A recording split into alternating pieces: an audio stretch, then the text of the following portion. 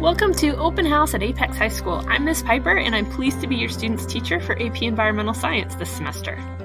I've had opportunities to explore all over the world and hope to share those with your student. Your student will soon or continue to vote on issues, invest in companies, and make decisions every day that impact the environment. So we'll be looking at how the intersection of society, economy, and science make environmental solutions not only possible, but truly sustainable. So through this course, I hope to deepen their understanding of the world, the diversity of struggles people must contend with to inhabit it, and their own role in it.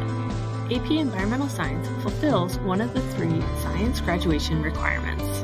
That said, College Board, who designs this course, recommends that students have been successful in biology, chemistry, and math 1 due to the rigor of the course. The AP exam in May includes multiple choice and free response questions, which we'll be preparing for throughout the course, including designing an experiment and analyzing environmental problems and proposing solutions using models and calculations. We start the course with an introduction to environmental science and history, which lays the foundation with the skills and understanding students will need to be successful in the course.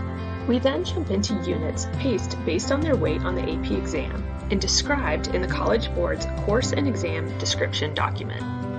These include Earth systems and resources, living world, ecosystems and biodiversity, populations, land and water use, energy resources and consumption, atmospheric pollution, aquatic and terrestrial pollution, and finally, global change. Students can find all course materials and study help on our daily agendas, including any readings that they need to complete to prepare for tomorrow's discussion.